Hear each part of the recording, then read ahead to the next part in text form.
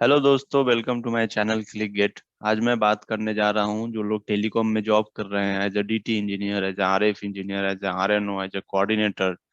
वो कैसे अपनी जॉब प्रोफाइल को चेंज करके प्रोटोकॉल सेक्टर में जा सकते हैं। तो सबसे पहले मैं बताना चाहूंगा कि टेलीकॉम में जो डीटी इंजीनियर हैं या आरएफ इंजीनियर हैं, आरएनओ है या कोऑर्डिनेटर हैं, वो करते क्या हैं। तो एक अगर हम डीटी इंजीनियर की बात करें तो एक डीटी इंजीनियर का ये काम है कि वो उनको साइट एलोकेट होती है फील्ड में।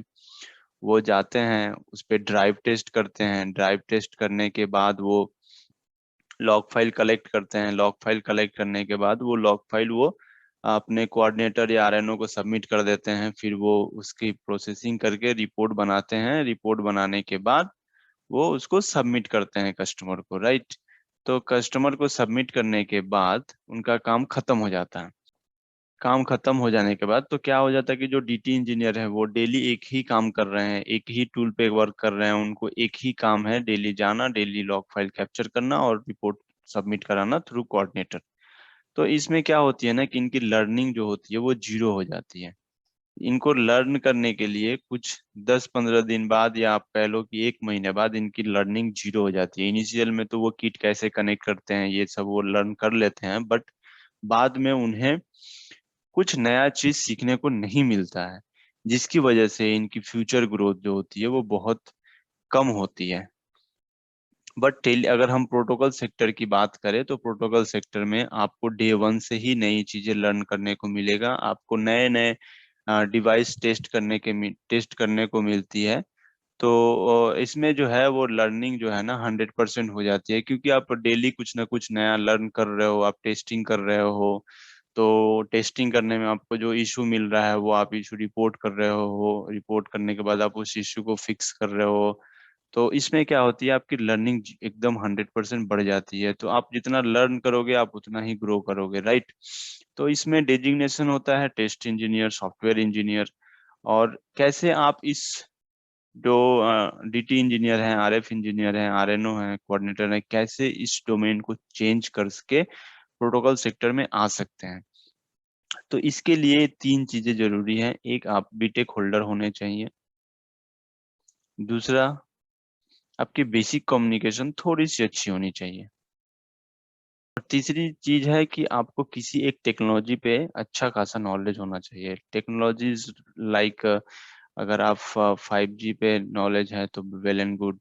4G पे है तो भी होगा। WCDM है, इसकी भी अभी टेस्टिंग होती है। GSM भी, IMS पे भी टेस्टिंग होती है। तो ये सब टेक्नोलॉजीज हैं। अगर आपको किसी एक टेक्नोलॉजी पे अच्छा खासा नॉलेज है तो आप आराम से इजीली अपना डोमेन चेंज करके प्रोटोकॉल सेक्टर में आप आ सकते हो। तो यहाँ अगर आप एक बार डोमेन चेंज कर लिए तो आपको कैसी चीजें सीखने को मिलेगी वो मैं थोड़ा बता देता हूँ। जैसे मान लीजिए कि आपने 4G पे अ, अच्छा खासा नॉलेज है और आप पढ़ने के बाद आप प्रोटोकॉल में आपको जॉब मिल गई।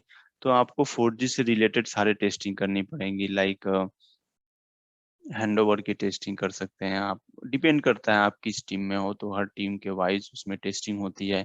तो हैंड ओवर कुछ लोग टेस्ट करते हैं, कुछ लोग डेटा थ्रूपुट टेस्टिंग करते हैं, कुछ लोग पेजिंग टेस्ट करते हैं, कुछ लोग CDRX DRX ये सब टेस्टिंग करते हैं।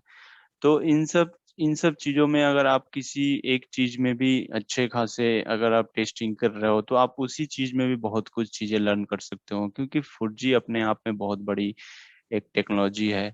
और 5G भी अभी रिसेंट लॉन्च हो रही है इंडिया में। तो हमारे पास फ्यूचर ग्रोथ बहुत अच्छा है। और यही सबसे अच्छा मौका है कि आप इस डोमेन से स्विच करके प्रोटोकॉल में आ जाएं। तो मैं इस चैनल के माध्यम आप लोगों को वो सारी चीज़ें बताऊंगा, वो सारी चीज़ें आप लोगों को प्रोवाइड करूंगा। जिस चीज़ को पढ़ने के बाद कैसे आप इंटरव्यू क्रैक कर सकते हो। मैं डिस्क्रिप्शन बॉक्स में एक लिंक दे दूंगा। वो लिंक पे आप क्लिक करके ग्रुप में ऐड हो सकते हो, ताकि हम अपनी नोट्स, हम अपने वीडियोस आपको इजीली शेयर कर सकें। Thank you. इस चैनल को लाइक करें, सब्सक्राइब करें और ज़्यादा से ज़्यादा शेयर करें, ताकि ज़्यादा से ज़्यादा लोग जो डीटी इंजीनियर हैं, जो फील्ड चेंज करना चाहते हैं, उन तक ये वीडियो पहुंचे और वो इसका लाभ उठाएं।